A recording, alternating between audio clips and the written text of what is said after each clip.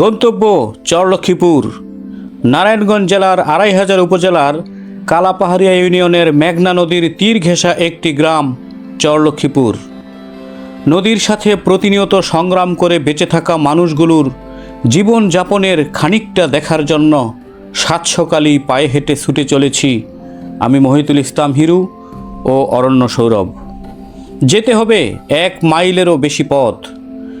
মধ্যারচর খেয়াঘাট থেকে সোজা দক্ষিণ দিকে এই পথ ধরেই যেতে হবে চরলক্ষ্মীপুর। সূর্যোদয়ের আগেই শুরু হয় এখানকার মানুষের কর্মব্যস্ততা।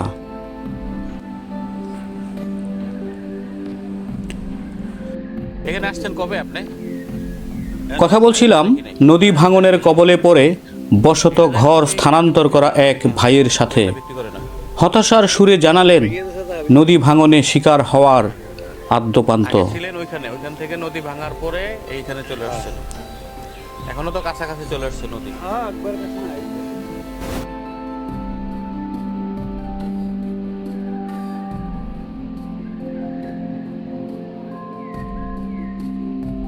পূব আকাশে সূর্যের দেখা মিলেছে।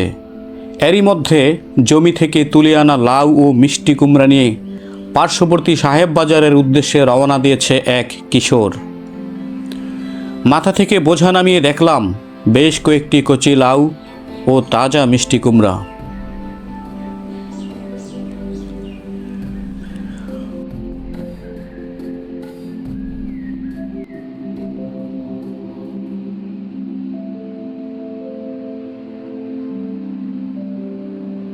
উন্মুক্ত মাঠে ঘাস খাওয়ানোর জন্য এই পথ ধরেই গরু নিয়ে যাচ্ছে চরলক্ষ্মীপুর গ্রামের কৃষকেরা।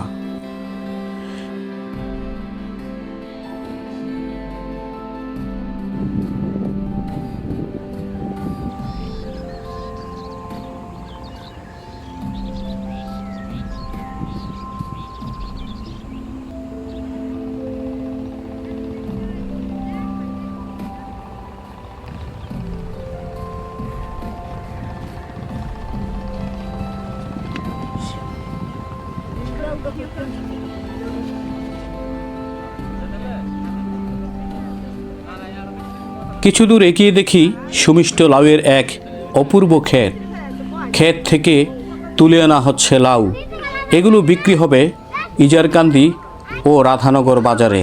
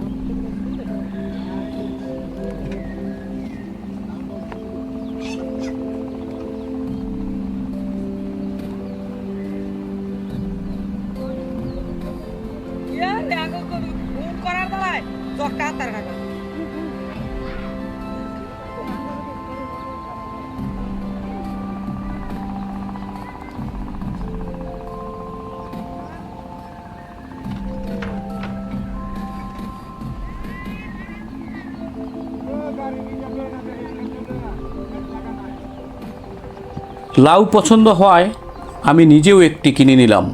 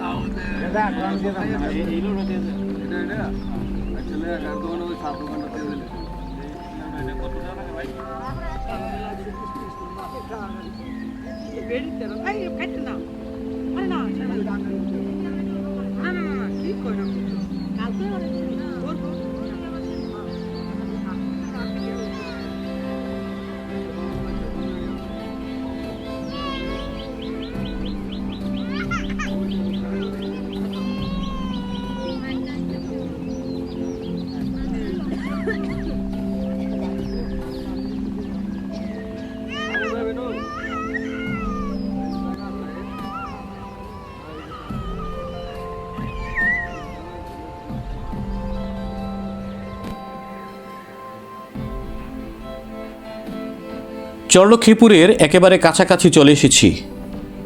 চোখে পড়ল একটি সরকারি প্রাথমিক বিদ্যালয়ের চৌচলা ঘর। বছর 2 আগে মেঘনা নদীর ভাঙনে বিলীন হয়ে যাওয়া এই বিদ্যালয়টিকেও বদলি হতে হয় এখানে।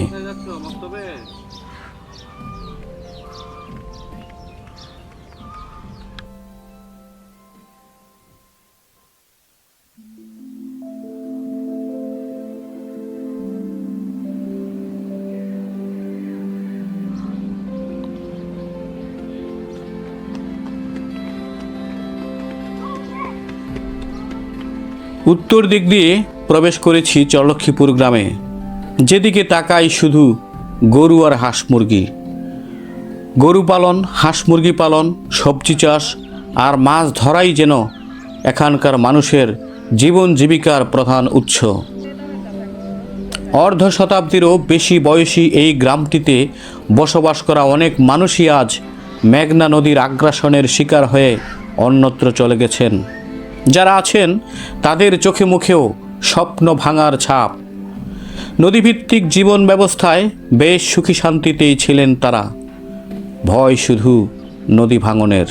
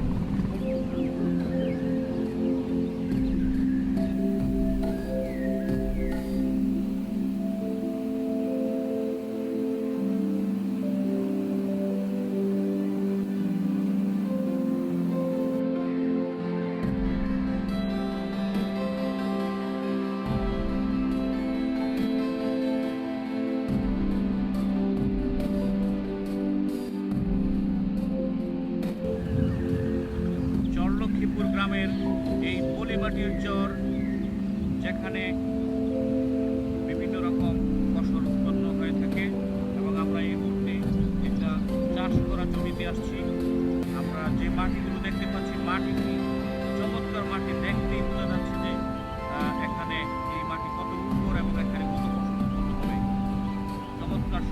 মাটি, এই মাটির ঘ্রাণ দারুণ সুন্দর।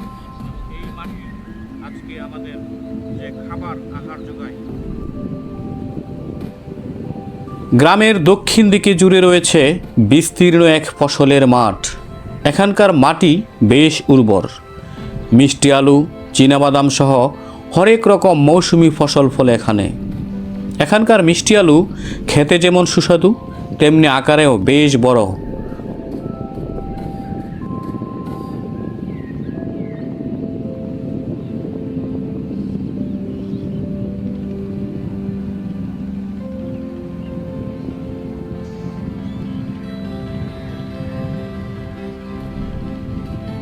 ধুমধাম করে চলছে আলুর চাষ।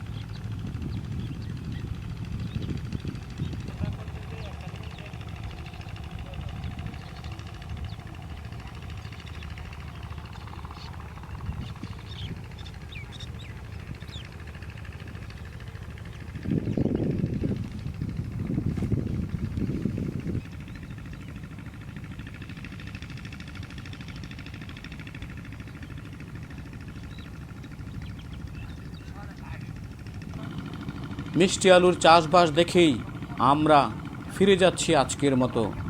দেখা হবে আরেক দিন অন্য কোনো চরে। ততদিন পর্যন্ত সবাই ভালো থাকবেন। আবার দেখা হবে। আল্লাহ হাফেজ।